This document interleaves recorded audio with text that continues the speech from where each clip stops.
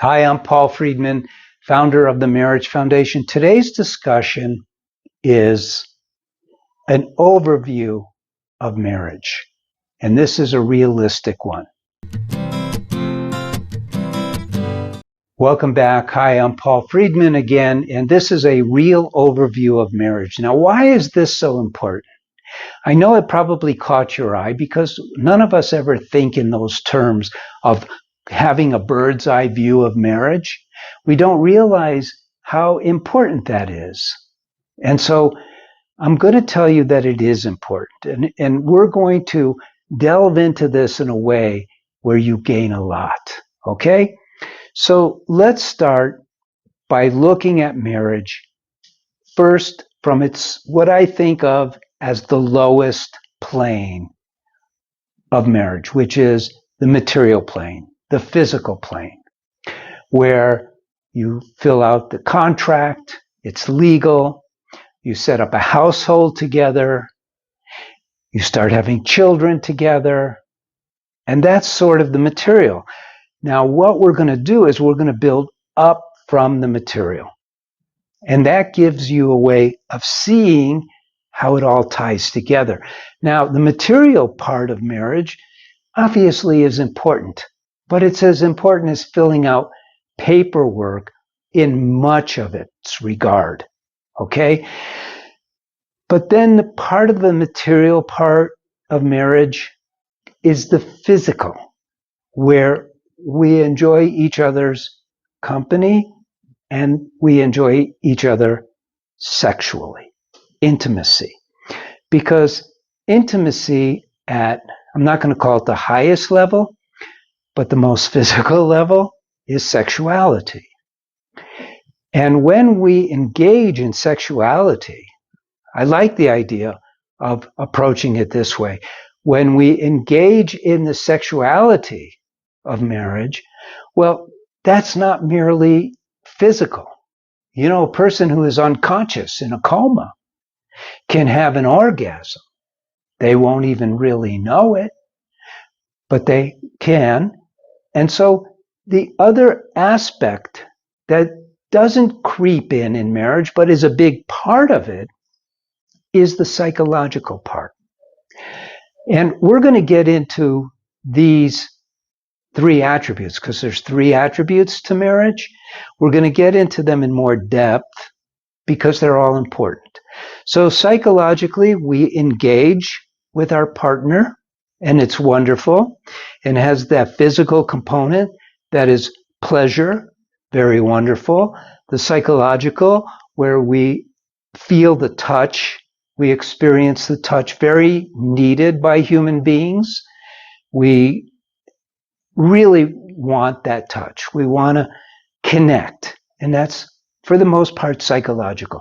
But then there's that third attribute, which in my way of thinking, and I think the whole world will see it in time, and I think you'll see it right now. But the greatest component is that component of love. And we can call that component love the spiritual attribute of marriage. Why is it spiritual? Well, if you think about it, we realize that when we experience love from here, from the heart, it's not psychological. It's not in the mind. In fact, if you look up the word love, what is love? You Google it or Bing it or whatever. The description of love is pretty mundane. The description of love is increased like. And all of that happens in the mind. Emotions are of the mind. But love, which is considered by Western psychology and most people, it's considered to be an emotion. It really isn't. Is there an emotional love? Why, sure there is. But there's also this love that you experienced when you first met your soulmate, when you first connected. It was here, wasn't it? And if you can think back to when that happened, it was so overwhelming that it didn't really show up in the mind. The mind was more of an observer of this experience of love. And if you have the memory for this, your mind was actually afraid of it. And the reason why is because it's spiritual, and the mind is not spiritual. The mind, and this is not a religious discussion, and I'm not leading you down into something strange. I'm merely explaining what love is in relationship to psychology and physiology. Love is spiritual. It cannot be contained. It has no beginning. It has no end. It can't even be defined. And so what happens is this experience of love can be recognized as transcendental. And it's actually why we get married in the first place. So now let's take a look at this again. We have an overall view of marriage. The marriage has three main components, because under those we have more. And this is so helpful because by understanding it, we could get the most out of our marriage. So we have the physical, material. We have the psychological, which is in the mind. And then we have the spiritual, which is under and supportive of the other two. And they merge together in marriage. Now, what makes this overview of marriage so valuable is that we realize that we can infuse the other two with love. So the material, just filling out documents and setting up a household, even having kids and managing your home and raising your children, this is all fine and good on one level, on the material plane, on the material level, but it's so boring if you don't infuse all of your activities with love. And we have that power because we have free will and we have volition. So where most people go wrong in their marriage is that they lose sight of the love part of the physical part of marriage. And they get caught up in the day-to-day stuff, and they don't remember that every act between the two of you can be filled with love. What does that look like? So I'm going to use an example. May not be the best example, but it'll be a good example. So in the morning when you wake up, you go, oh, another day. Or maybe you're the kind of person who goes, oh boy, another day. But if you look over at your soulmate and you go, oh my God, I feel so much love for them. I'm so blessed. It changes everything because now your marriage dominates your entire life, as it should. Because if you think about it, what you're doing during the day is just stuff. Every venue that you're in, your work, you're going to the gym maybe, you're driving here and there, shuffling the kids around, doing all these things. What are you thinking about? And then you're in these particular venues. You're at work, you're in this venue of work, you're interacting with people, fine, but you're just getting stuff done. It could be very joyless. But if you're infusing yourself with that love that you feel for your spouse, it goes far beyond just getting stuff done. And you're looking forward to seeing them again. You're looking forward to the next text. You can't wait until you text them, send them a selfie. And it just changes the dynamic of your entire life. Your marriage, you see, is your entire life. You have a job, it may last 25 years, but it has a beginning and it has an end. But when you connect with your soulmate with love, there's no beginning and there's no end. You see, it changes the dynamic. It's the only venue in your entire life that is like this.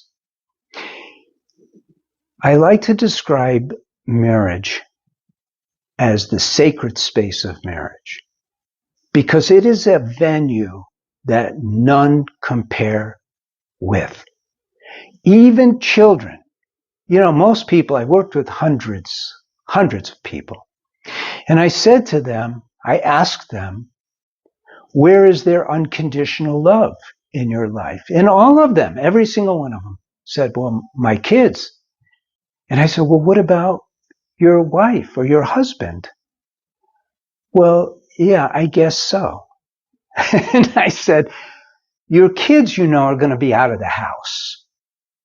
You're not even going to be, believe it or not, you won't even be thinking of them all the time the way you do now. You do now because you're compelled to.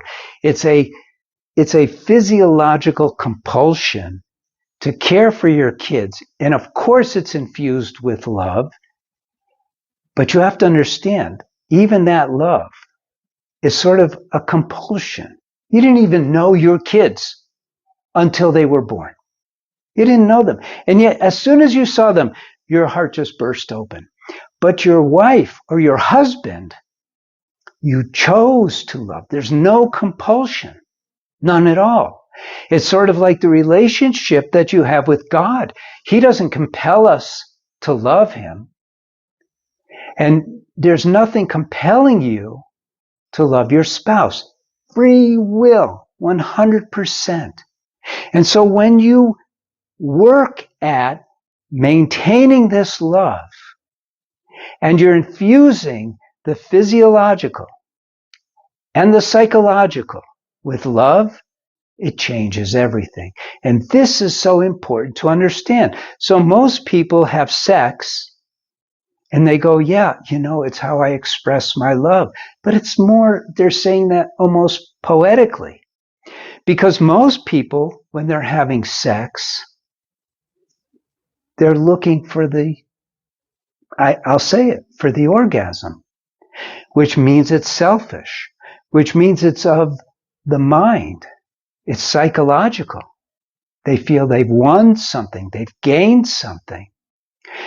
But those of us who know, when we are having sex with our spouse, we are consciously opening our heart, letting the love flow out.